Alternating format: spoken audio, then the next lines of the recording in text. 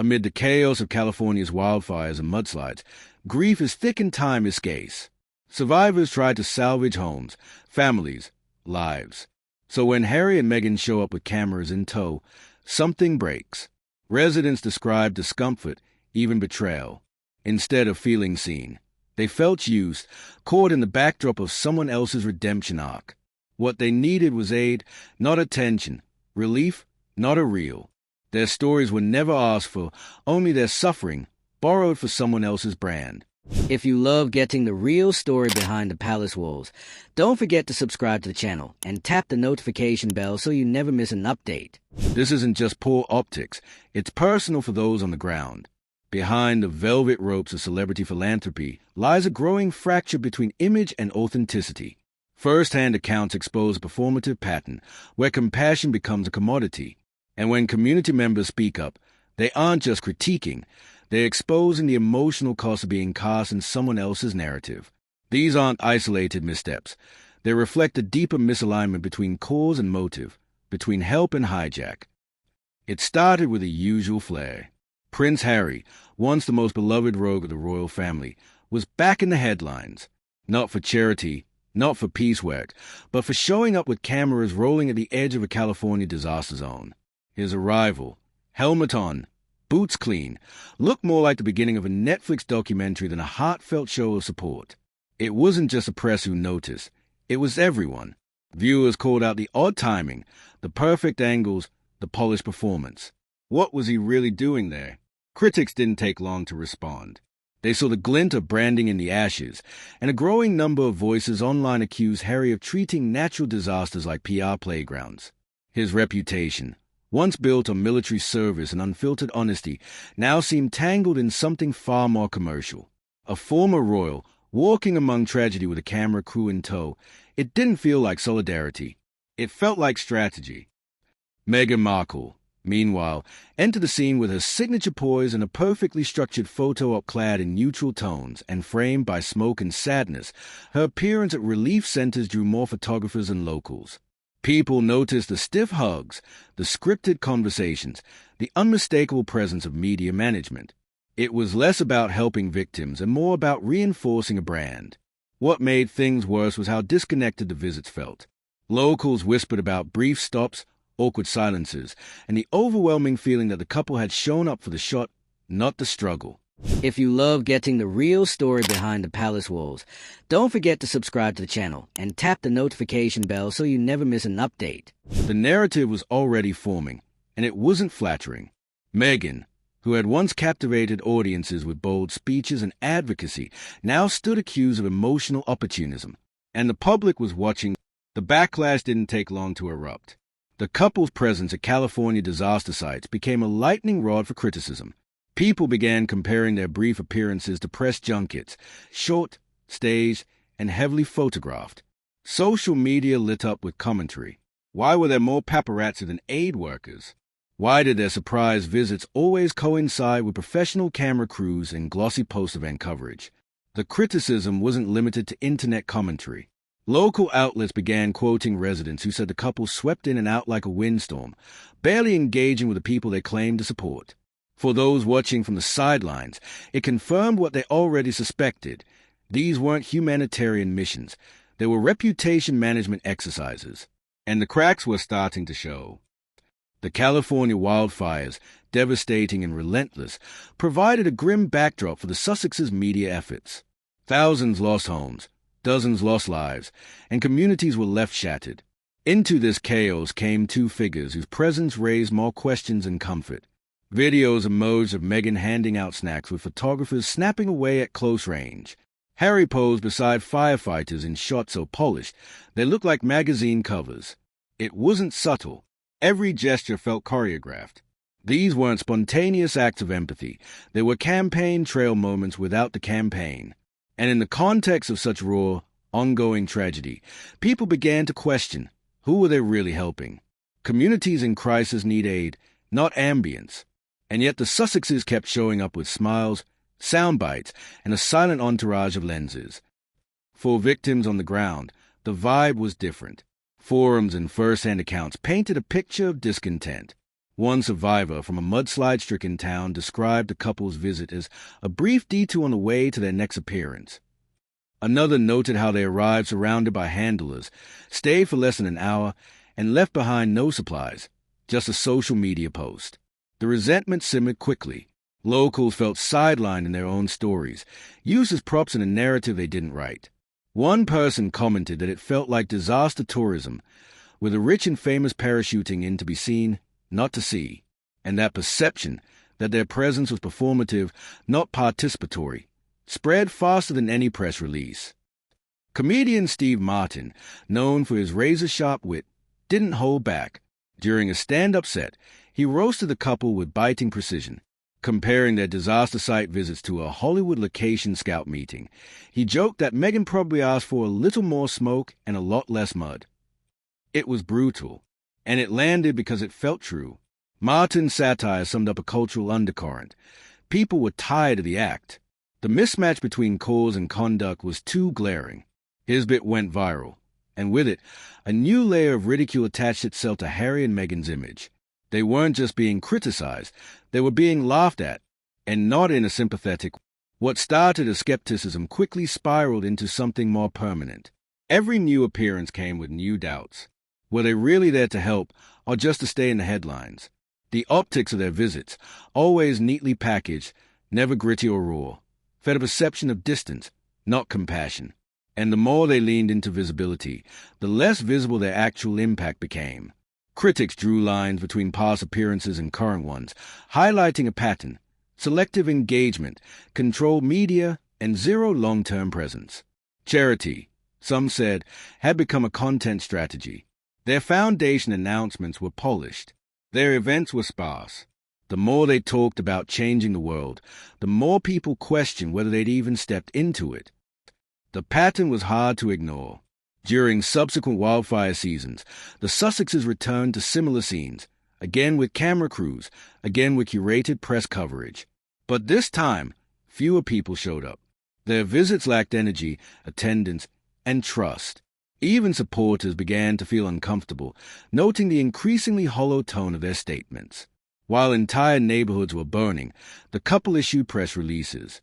When communities begged for funds and supplies, they offered speeches.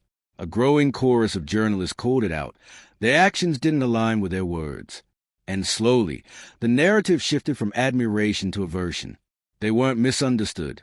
They were misusing the moment. The victims felt it most.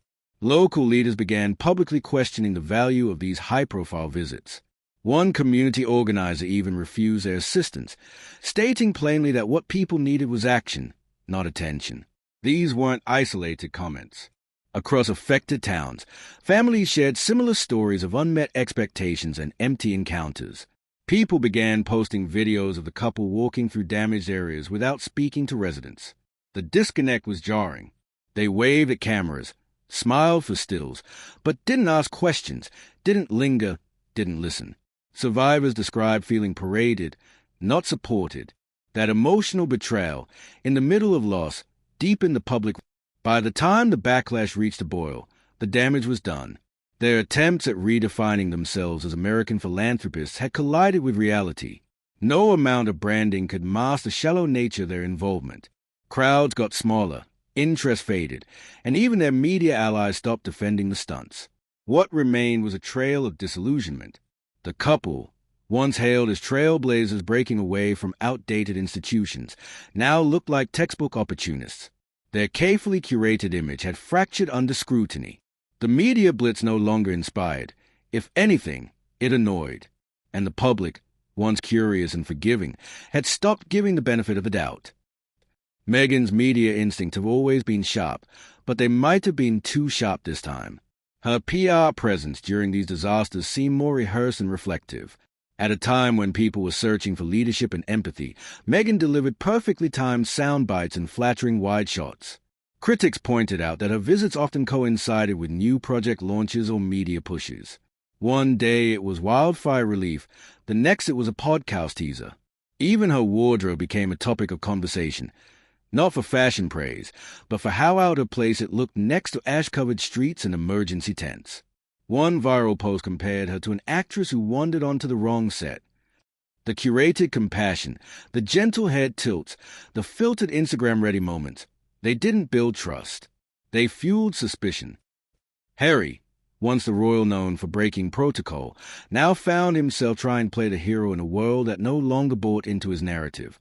He stood shoulder to shoulder with first responders, but only long enough to snap a few pictures. His words felt recycled, his tone detached. There was no grit, no grief, no gravity, just headlines waiting to happen. The contrast between his old life and new reality couldn't have been more stark. This was a man who once walked behind his mother's coffin in front of millions. Now, decades later, he was being accused of exploiting others' grief for image repair. Even supporters of the couple began asking the hard questions. Why show up at all if you're not going to stay, listen, or contribute? Their combined presence had always drawn attention, but the attention wasn't flattering anymore. It was suspicious, cynical, and laced with mockery. At a charity event for mudslide victims, Harry and Meghan were seen laughing for cameras while volunteers nearby struggled to hand out supplies. It didn't look good. It looked dissonant. That moment turned into a meme within hours, one that reinforced every negative assumption people were beginning to form. And the fallout didn't stop there. Interviews from relief workers described feeling stepped around and talked at. Even in moments where empathy should have come naturally, they defaulted to performance. Their foundation released sweeping statements about resilience and healing, but offered few details about what they were actually doing on the ground. The gap between language and action became impossible to ignore. California had seen tragedy before, but this time, the media circus added another layer of discomfort. When Harry and Meghan arrived at a shelter in a fire-ravaged town, news cameras outnumbered evacuees. The whole thing felt orchestrated. Journalists reported being tipped off in advance, complete with guidance on how to frame the shots. It was charity as choreography. One exhausted firefighter was quoted saying, "They left before we even finished briefing them." That quote stuck. It spoke to the growing fatigue among frontline workers, people who didn't have the luxury of controlling the narrative or perfecting the lighting. For them, every moment mattered. And yet, the royal pair treated the disaster zone like a press line. Victims were never supposed to be extras in someone else's storyline. But that's exactly how it started to feel. A woman who had lost her home in the mudslide said she was asked to wait in frame during a video shoot. Another victim was told to sign a waiver before being handed relief supplies. It was hard to believe, and yet it kept happening. These weren't isolated accounts. They were part of a larger thread of frustration, that their pain had been reduced to content. Community leaders reported being kept out of meetings, excluded from conversations, and brushed off when they raised concerns. What could have been a powerful gesture of solidarity turned into a case study in shallow. Back in Montecito, the contrast was glaring. Lavish estates, private security, and polished PR statements clashed with the on-the-ground chaos just miles away. The Sussexes released a video thanking the brave firefighters and courageous communities, but didn't include any raw footage or testimonies. It all looked controlled, distant, and filtered through a glossy lens. That same week, reports surfaced that their visit had delayed relief work due to security protocols and camera coordination. The very people they claimed to support were being inconvenienced by their presence. Headlines shifted from praise to exhaustion. The sympathy that once cushioned their every move was gone, replaced by cold skepticism. Steve Martin's takedown didn't just sting, it defined the moment. In another comedy set, he quipped that Harry and Meghan's next tour might be a drought, but only if there's good lighting. It was comedy, but it was also critique, and it resonated because it echoed what so many were already thinking. His mockery wasn't political or petty, it was cultural. He framed the couple not as villains, but as out-of-touch performers fumbling their way through real crises. The fact that a seasoned comedian had become one of their sharpest critics underscored just how mainstream the backlash had become. This wasn't fringe commentary. It was collective fatigue. As the noise grew louder, Meghan tried to pivot.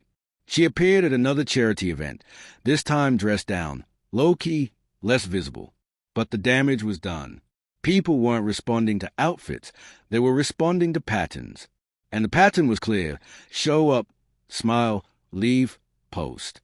Some reports even claimed that Meghan had begun distancing herself from certain public appearances, wary of more missteps. The silence between events became longer. Their foundation scaled back press briefings. The recalibration was obvious, but it came too late.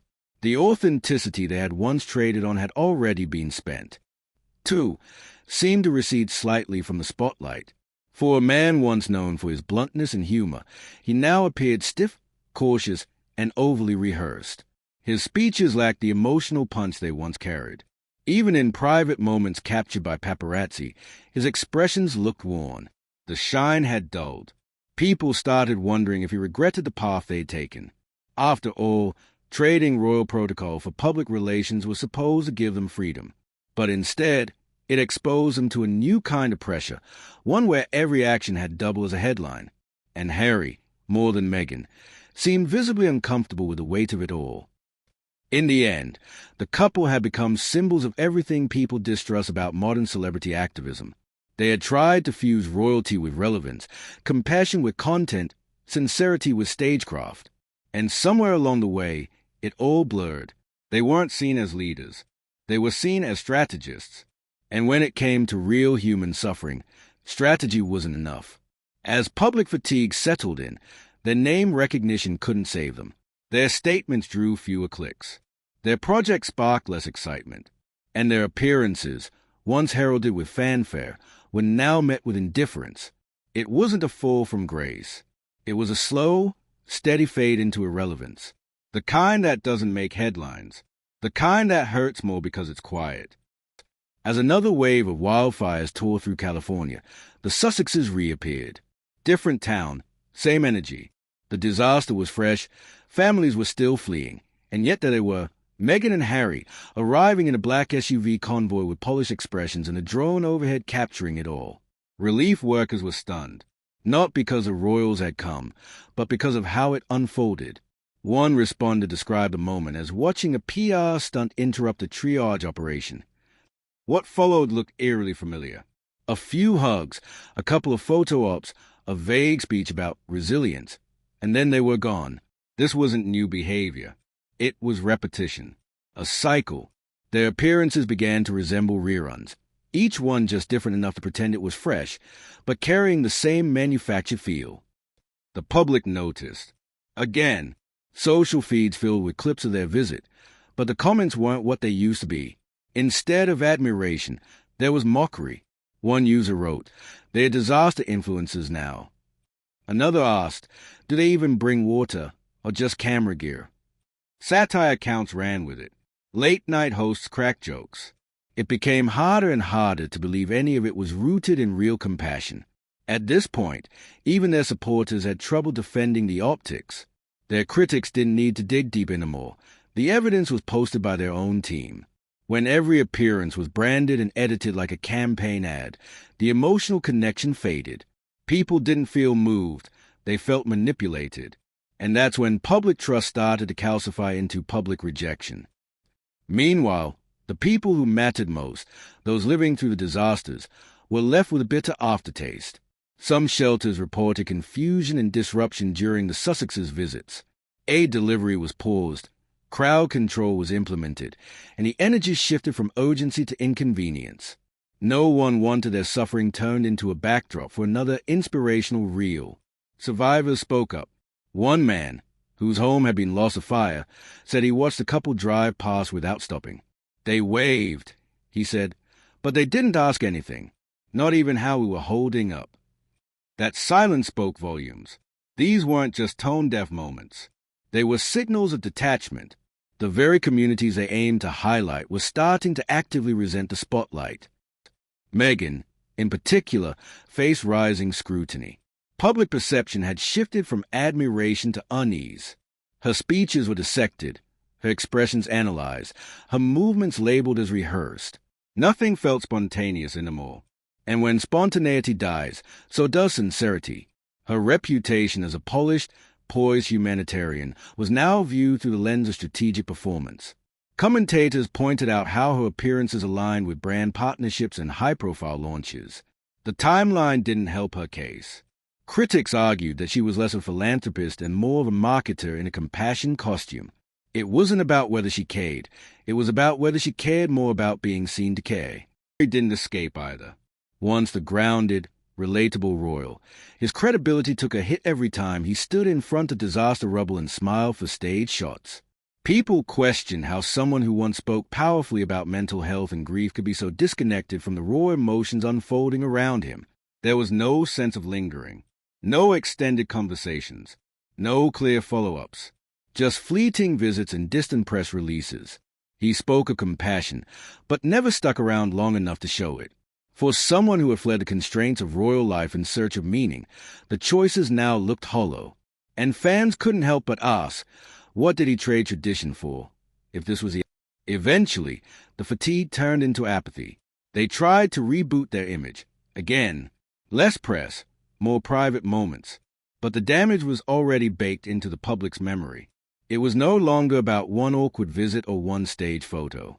It was about a pattern, a repeated use of other people's pain to stay relevant in a media ecosystem that was already moving on. What could have been a powerful legacy built on service and empathy had dissolved into a cautionary tale about performative activism. They chased relevance so hard, they lost resonance. The world stopped clapping. And when the clapping ends, the silence says more than any headline ever could. If you made it this far, you've seen the full arc, from hopeful beginnings to a credibility freefall. Let us know what you think. Do public figures have a responsibility to back up their causes with meaningful impact, or is visibility its own kind of service? Drop your thoughts in the comments. Hit like if you're over the stunt, and make sure to subscribe if you want more breakdowns on the most chaotic corners of fame.